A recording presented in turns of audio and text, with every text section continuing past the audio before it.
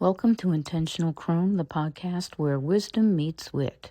Here we celebrate the powerful, unapologetic, and ever-curious spirit of older women who are ready to claim their joy, ignite their purpose, and create connections that truly matter.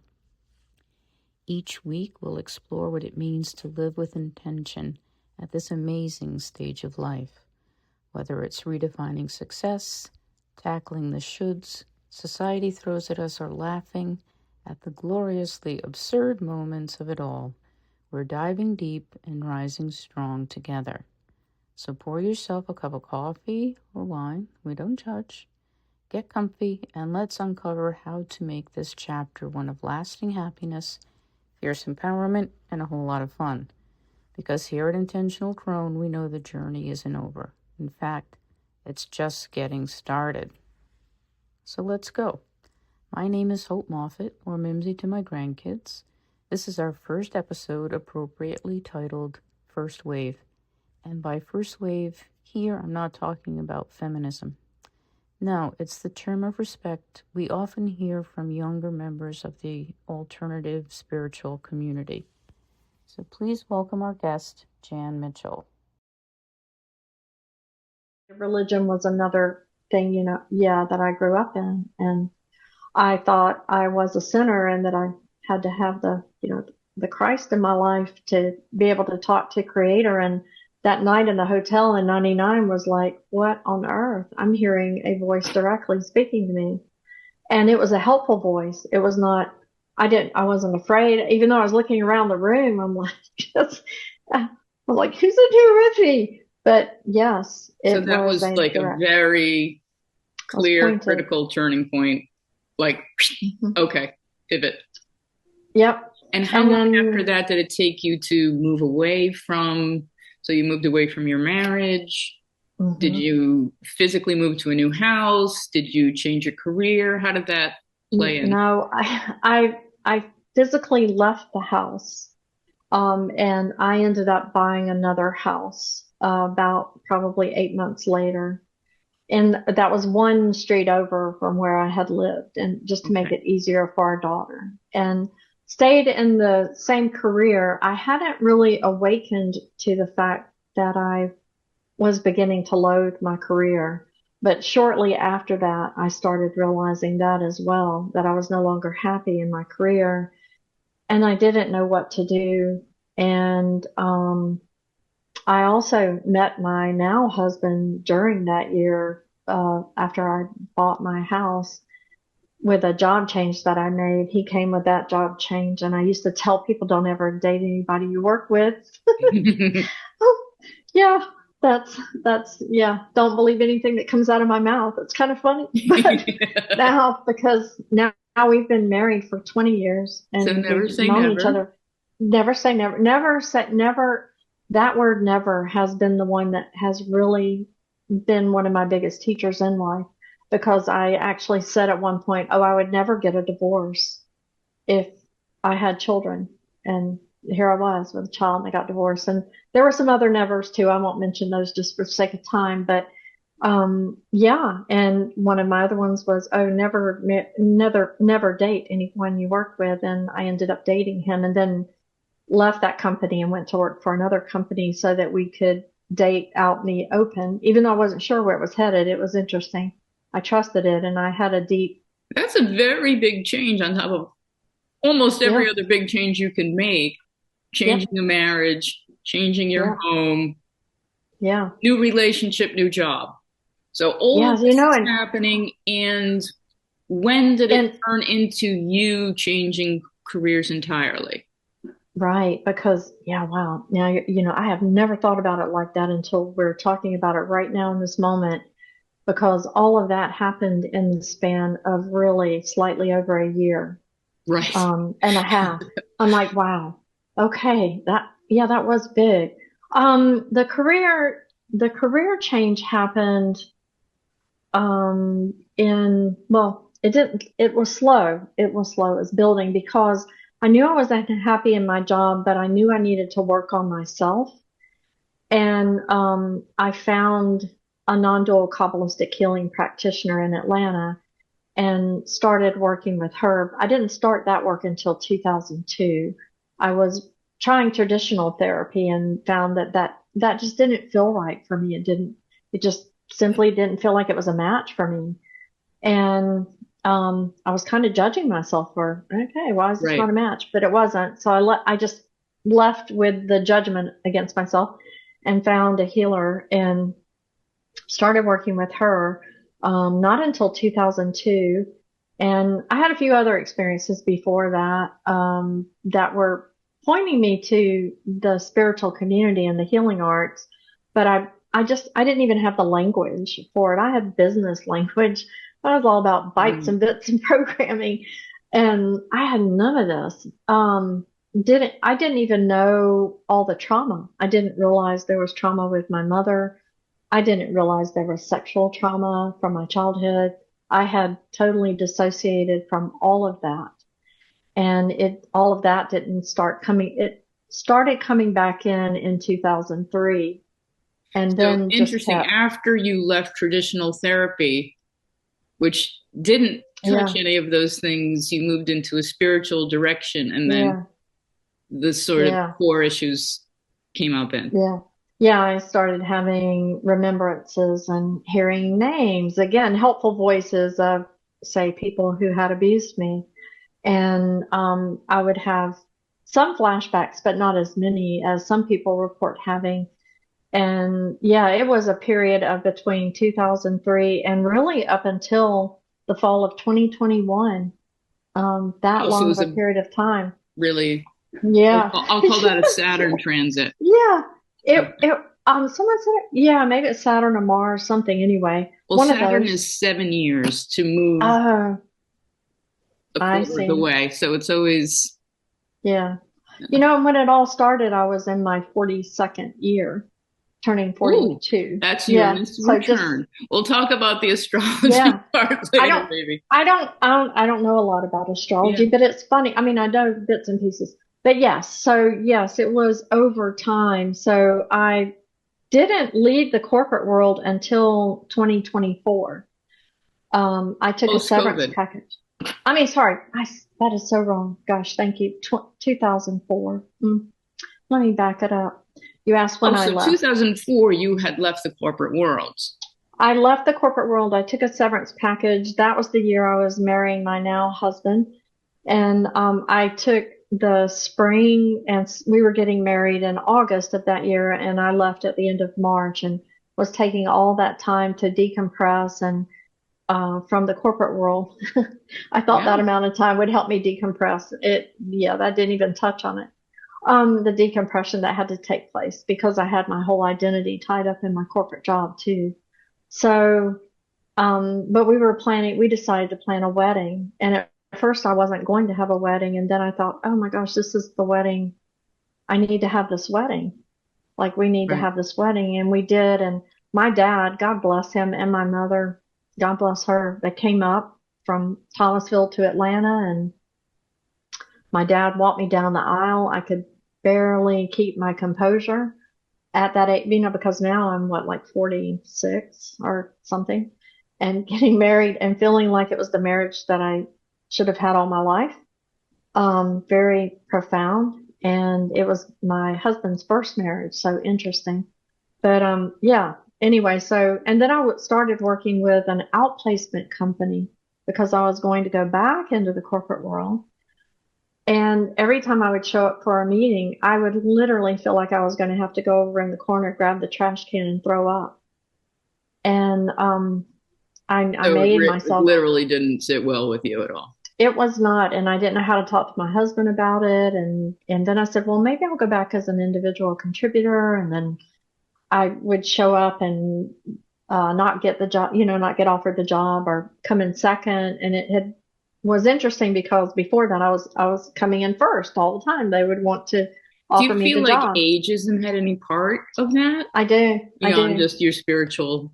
Yeah. Yep. Yeah. I do. I feel like ageism was starting to take hold at that point, at only being 46 years old. Right. Yeah. You were taking the gap year, maybe 10 years too late. If you were in your 30s, you might have gotten away with it, but doing it in your 40s. Might have gotten away with it. Yeah. Couldn't do it. And then I did to help support my spiritual journey. I did work different part-time jobs. So I would go back into the corporate world and take contract gigs, like helping doing data audits and stuff like that. Right. But I would try to keep them short. And I think the longest one, I worked as an executive secretary to the general counsel of a company, and because I was really good with typing and organizing and writing and stuff. Right. But I think I did that one for a year. I did it part time so that I could see clients in the afternoon. So I worked that job. So you had like a foot in each world. Yep, I had a foot in each world for a long time, and I thought to myself too, when I was in IT, when I started working in information technology, I had told myself, like, I really only want to do this if I can explain IT to people in a normal way. I don't want to sound too geeky about it, or Good luck. Yeah, too geeky. And people did tell me I had a really good way of explaining things to them technically in layman's terms. And so then later, this is kind of jumping forward a little bit, but later on, when I awakened to the mediumship abilities and skills that I had, it clicked in for me that, oh, I'm still a liaison. It's just a different kind now. I'm bridging worlds instead of bridging technology with business. Yeah. Exactly. So not to jump too far ahead, but yeah. On the interdisciplinary level, I was wondering if, coding versus decoding, translating, how that fits into maybe for a reason, all those skills were there for you. I believe that. I believe that for a reason, that they were there to blend together, to teach me, on one level, let's say, how to utilize my analytical mind and blend that with my abstract mind in doing the healing work that I do and doing the mediumship readings and all of that. So it very definitely, and theta healing really played a bigger role in me understanding that, oh, my left brain's got a role, really has a role. And really, I didn't step into theta healing until last year. In the summer, I had received a few theta healings and thought it was a great modality. I have to say that my group session with you in theta healing was really next level. It was really unlike anything I had done before. And that's when I say such a lovely, soft-spoken Southern woman and so polite and warm. And then you do your thing and it's like blast off, you're another dimension. So it is very, very powerful. And it's a special kind of communication that we aren't socialized into or indoctrinated into. There's not really a close corollary in Western civilization, modern Western civilization, but it's really something. And with that, why don't you just explain now today, what are the different modalities or disciplines, and are they integrated? Do you shift between them? How does that work for you? I feel okay. So the first one, first I did become certified as a reflexologist, and that was my stepping my toe into the healing arts. Literally. And then literally.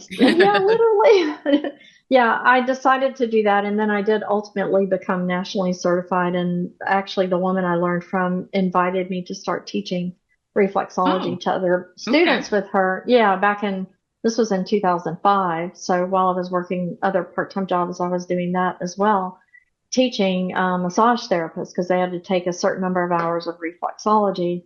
They didn't become certified, but I did that. I had a very lovely, my first mentor, Roz Zollinger. But and I was also at that time working with a non-dual Kabbalistic healer. He called it integrated Kabbalistic healing back then, but when I started the program, he changed the name to non-dual and brought in components of Buddhism in with the Kabbalistic tree of life.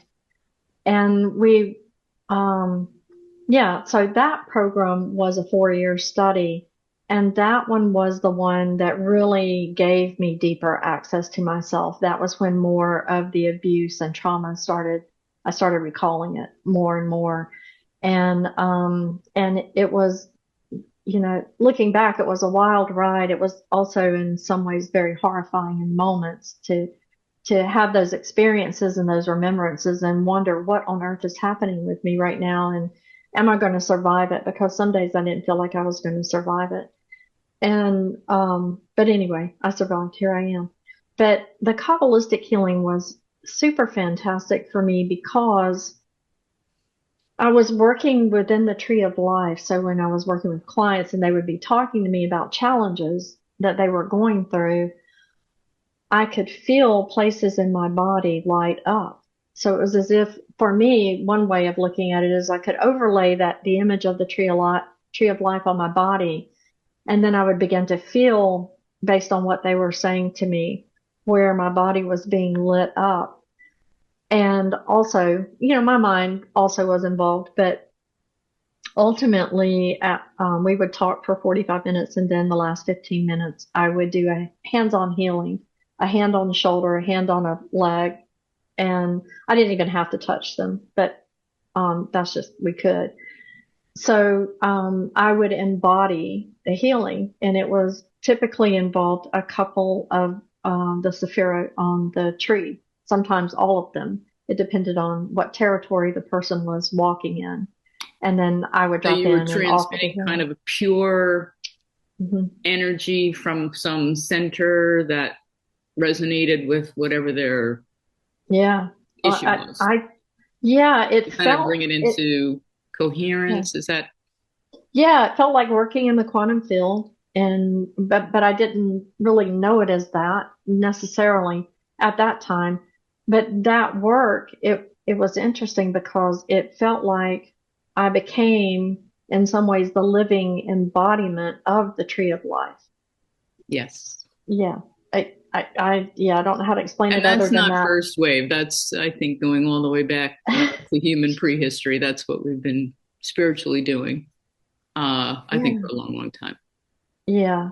So I practiced a combination of that and being a non-dual Kabbalistic healer. And then also I had clients that just wanted reflexology and energy healing. And after I finished Kabbalistic healing, I wanted to know about Reiki. So I knew a woman and asked her if she would do the attunements for me. So we did all the attunements for me I just wanted to feel the difference between the modalities, because the non-dual Kabbalistic healing took me 4 years to become certified, and Reiki was a weekend. It wasn't quite lighter that energy. Easy. You're not embodying everything. Yeah, lighter energy, beautiful energy, but lighter energy. Yes. And when I was working on people with reflexology, I could feel energy above my head a lot, like dancing on my head is how I would call it. How I would describe it rather. And I was curious about that as well. So the Reiki kind of helped me with just a better understanding of how to run Reiki while I was also doing reflexology. And did you have crossover, a reflexology client who would also do Reiki, or a Kabbalistic, or they were all just separate worlds? They were kind of isolated, except I did have a lot of reflexology clients who were open enough to let me run energy while I was working with them. I would always ask them, and if they felt afraid, I wouldn't do it. I'd just stick with the reflexology. So it was a little bit compartmentalized for a while there. And now then, theta healing. I hate to say this, just a little bit of time crunch. Okay. Here. Yeah. Because I know there's another thing that I would like to talk with you about, sure. Okay. Which is Hurricane Helene and how that has actually changed your professional practice, your personal and professional practice. So so you have the reflexology, you have the Kabbalistic non-dual healing, you have the Reiki healing, you move on to theta healing. Yeah, I moved on to theta healing because like I said, I had received a few sessions myself, and then there's a much longer story to it that I won't go into, but I decided a year ago, last summer, that I would just take the basic theta healing class because I was noticing that it was helping me heal even some physical things Right. in my body, like acid reflux. I was having a lot of that and just some other things. And I was noticing stuff with those symptoms were disappearing and they were disappearing pretty rapidly. So I started thinking, well, gosh, I'm going to go down this path and just dive in. So I've taken 5 certification classes of theta healing in the last 12 months, 13 months, somewhere around in there, and started working with people with theta healing. And then this past summer, there was also another modality that showed up that's called activator healer coach is what they call us, but it has its roots in ancient Egyptian healing techniques and works with sacred geometry. So that's how I feel like I'm pulling it all together. Right. So you're sort of integrating it, maybe transdisciplinary. And also what I hear from you, and I don't know if you hear it, is that you are a cerebral, very intelligent person, a very scholarly person. You are investing at this point from 1999 to now, we're at 25 years of actively reading, studying, and cultivating. It's not like you went to a weekend workshop and say, no, I'm this. You are putting in a lot of time and effort when you're not seeing clients, when you're not being wife, mother, and all that. I do a lot of personal work to continue to heal myself. But yeah, and I didn't even mention like the mediumship stuff showed up somewhere in the middle about 2015 because I had signed up to do a shamanic certification in the Ho'oponopono tradition. And I was about halfway through that when I had another kind of awakening experience to deceased people.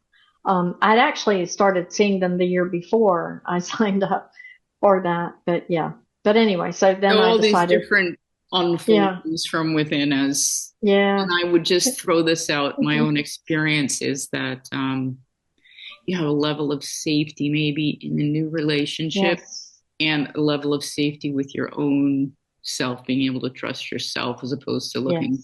And then isn't it funny how many things come to us? We don't have to look outside ourselves. They're presenting themselves to us and we can maybe dance with it a little bit.